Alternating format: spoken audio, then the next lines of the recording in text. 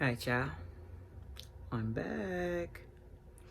I had to take some time off from coming so back to back with these recollections because it was bringing a bunch of memories back that kind of was hard to deal with. So and I don't want to be sad, I don't whatever, but I wanted to, I want to be able to tell you guys exactly, as far as I can remember, as vividly as I can remember what went down for CeCe during CeCe's aneurysm process, and now her starting to recover from having the aneurysm and stroke and several brain surgeries and swelling and having to be resuscitated and all kinds of stuff that had occurred during this process. So, and I just think it's important in doing this series that I've been doing. I've spoken with several people, and a lot of people hadn't even known prior to CeCe being sick what an aneurysm was, or a brain aneurysm is, because you can have an aneurysm anywhere. My grandmother, my mom's side, my maternal grandmother died of an aortic aneurysm. So that was an aneurysm that occurred on the aortic vein and that leads to the heart. I do believe my grandfather on my mother's side, I could be mistaken, I'm sure my family will correct me if I am, but I do believe that my grandfather on my mother's side, so my mom's dad now, also passed away from an aneurysm, which is an aneurysm that happened, I think he had one in his head, if I'm not mistaken as well. So these things can occur. They apparently run in my family. But I believe Tommy from the Martin, Tommy Ford from the that played on Martin and Harlem Nights and everything Tommy was in, I believe he died of an aneurysm he had in his stomach. So and just recently, man, I'm while putting up, I think, the 5th part to this series, Dr. Dre is in ICU right now in California, in LA, for a brain aneurysm. So this thing is common, man. It's becoming more common than it should be. And there's a lot of things that can lead to it. And I am no doctor, so don't quote me on that. But I know that in my experience, having them in my family and then having stress piled on top of that and no rest is a recipe for disaster. So I definitely want to continue to keep coming back and sharing CeCe's progress, sharing her rehab, sharing, what we're going through with getting CeCe back through recovery as much as possible. And to try to be able to help anyone that I can that's either going through this or try to prevent them from having to go through it. Warning signs, that kind of thing. So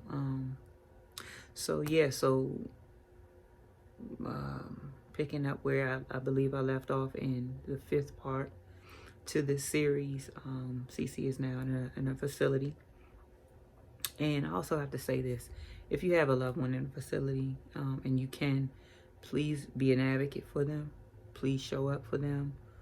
Please make calls for them, especially if they cannot do it for themselves.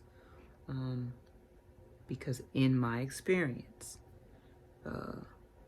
these places only do the bare minimum that they have to do. Sometimes not even that, depending on the facility.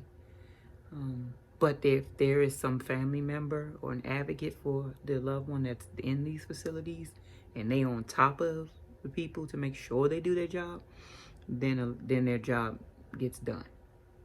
It's sad, but it's the truth. and it's my truth. So I was saying in the last video how we were that family, and we not just that family that wouldn't jump in there. You know, if things happen, people call off from work in this place just like any other job. So there's times when it was short staffed at the facilities, and I get that. You know, that's one of the reasons why, if something needed to be done outside of me using their facility, like to shower CeCe and stuff like that, I would do anything that them people can do, that they were paid to be doing. That's change her, wash her up, clean her, move her from chair to bed, bed to chair, any of that. You know, I did, my Aunt Sherry did, you know, my family did. You know, we would jump in there and do whatever needed to be done, or help in any aspect that we could when things needed to be done. So, you're not even asking people to do things that they are not paid to do, or that you won't do yourself. You know, in some cases, you know, I know in my case, I can only speak for me. But anyway, so I just wanted to say that if you can be an advocate, please be one for them, because there are a lot of times where they know people's family gonna come every day, and they make sure they're up, clean, dressed, and presentable. And other residents I've noticed that do not have family members that come don't get that same attention. So I just wanted to say that. But anyway, now at this point, we're in CeCe. We're at December, January, February, something like that, of 2016. And she is starting to try and come out, like I said, and be more active and be more, we've gotten rid of the lift now, so she's sitting up now more on her own. And we're starting to do things to help with her rehabilitation. So like I said, we didn't wait. My aunt, who used to be a teacher, gave great insight on little things. This is on Sherry, on what we can do with coloring and good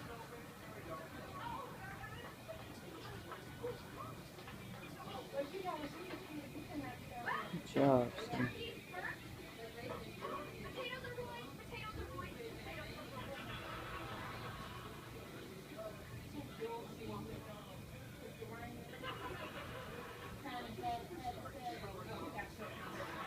Good job, baby.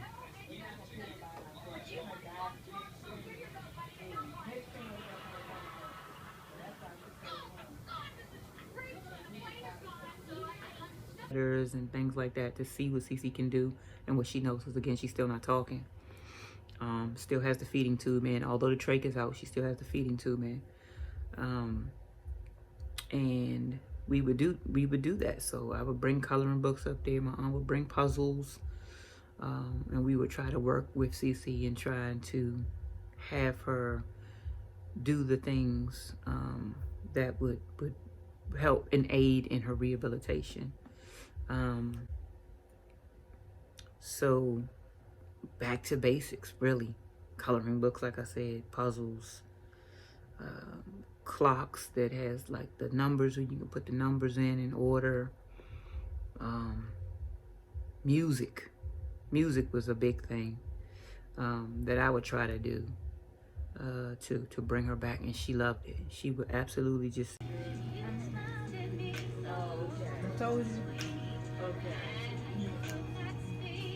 Keep feeling that, John. I heard that, John, on the way down here. Little bitty girl. Sing it, then. Sing it. Sing it. Sing it. Told you. And how about she won't beat, though? Look at her. Then just listen to her song. Jay-Z is one of her favorites. Just playing anything that I could to try to spark memory and activity back for her. What else would we do? So music was big, puzzles. I'm trying to think. Oh, games. CeCe loved air hockey, so I would bring. I bought this small little air hockey tabletop air hockey, and I'm playing air hockey with her, and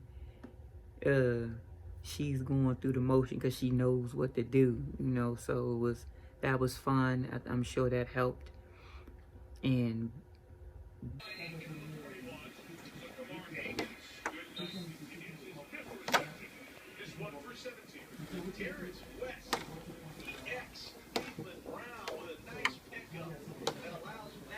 get it. Hold your head up, dog. Hold your head up, son. Son, hold your head up. There you go.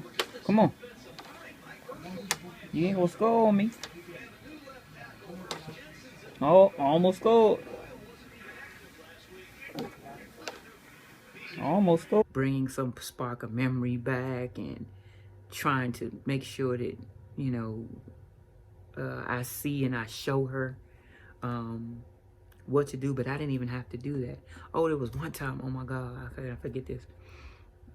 CeCe, Toy, and I were outside, and I had cards, and we played 3-person spades. It's, you know, something that we just did. It's no, I don't think it's no, like you can really play 3-person spades. You can do whatever you want. So, I bought cards up there and played, and CeCe actually would play a spade.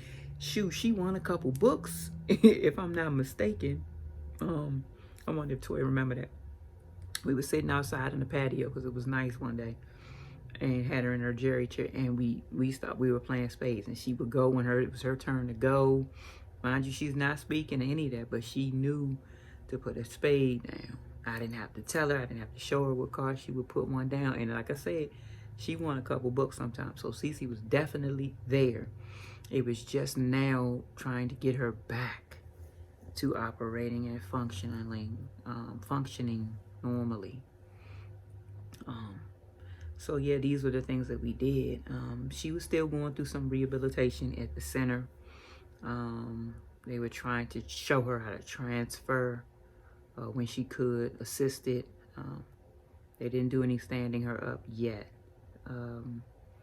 But a lot of it was more occupational therapy, trying to show her how to put her shirt on and off and that kind of thing, things that she could try to do on her own. The sitting up for long periods of time or longer periods of time, trying to count, you know, with her fingers, just a lot of repetitive stuff. And then we come to March of 2016. And I get a call from the center that CeCe pulled out her feeding tube. So she just snatched it out the side of her body. So in the moment you're scared. You're like, okay, what's gonna happen? What has to be done? But thinking back, man, and recalling these situations, CeCe was like, she knew that I don't need this no more, and it gotta go. And the braveness and the boldness of it all, to snatch stuff out, not knowing what's gonna come, is just so classic CeCe. You know, I'm done with that, and I don't need it, and pulled it out. So I'm like, okay, so what has to be done? Okay, she has to go to the hospital.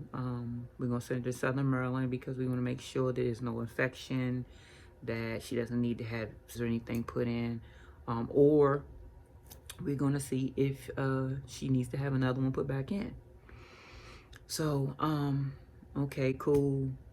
You know, I get down there, and I don't know if I said this. So during these months that she's been in there, even though she's working with speech, and speech is trying to get her to swallow and that kind of thing, it's baby steps. So she was still on the feeding tube, and they didn't give her full meals, but they might give her a cup of applesauce, and they'll watch her as they feed her to make sure she's swallowing. But again, she's not eating meals, so she's still on this tube. These are just things that they're trying to get her to start doing again. And my mother just didn't care. She would bring her food. She would bring her, I caught my mother one time giving her candy. I walked in and she was giving her Annihilator. And I'm like, oh my God, what's gonna happen to CeCe chokes or any of that?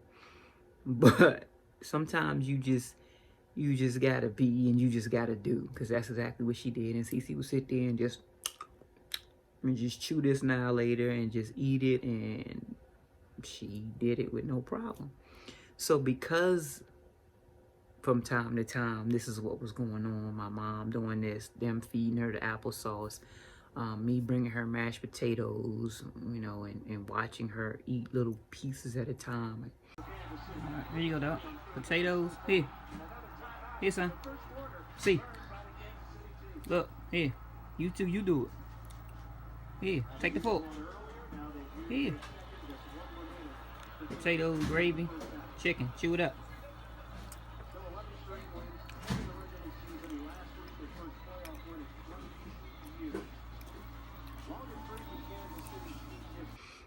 She was building that back up to be able to do it. So she knew better than the most, pulled out her feeding tube. And then she gets to the hospital and they assess her and they're like, okay, let's just watch her. Let's feed her meals, a soft diet, and see how she tolerates to make sure she doesn't choke and that kind of thing. And that's what happened. And I think her girlfriend at the time, this is one of the last things that she did. She went to the cafeteria, visited her, and went to the cafeteria and got her full breakfast. And CeCe ate it. No problems, no choking, slowly, but ate it. So they determined she didn't need her feeding tube any longer. She can go and be graduated to food. So 3 meals a day. And they made sure it was bedside, nothing that needed required operation for her feeding tube. They said the stomach on the inside portion of where it was connected would heal itself. Now that it's not being held open by a tube, it would just close and heal itself. And they put like, you ever seen like the stitch tape sometimes and you don't need a stitch, but they just put the little tape over it. So they did a couple pieces of tape where the incision was on the outside of her body. And that was that. They kept her there maybe a day or two, made sure there was no infection, made sure she was tolerating the food and could eat. And they sent her back with instructions and no more feeding tube. So, yeah, I think that's a good place to stop for today. I'm just so proud of her, man, because CeCe has always been a warrior, always been a true Leo, a true lion, a true Braveheart. And this just proved it even more, man, that she was ready, she was progressing, and she knew it before we did. So, all right, y'all, I'm going to leave it here. Please continue to subscribe and follow this channel because along with my daily vlogs or whatever I might put up, I'll talk about football. I'm definitely going to continue to speak about what happened and CeCe's progress and her road to recovery and her journey even now, because her progression and recovery is ongoing. It's been a slow progress as far as what she was able to do. But when those small victories happen, oh my God, I can cry just thinking about the first time she stood up on her own. And the first time I saw her lift her arm, the side that has the weakness on her own. So, and I want to discuss that and show those pictures and videos that I have to you. So please make sure you subscribe to my channel. Please make sure you support and subscribe to my wife's channel, Author T Styles, and her vlog, blogging podcast channel, which is Best Friend in a Handbag. Yeah, so thank you, and I will see you next time.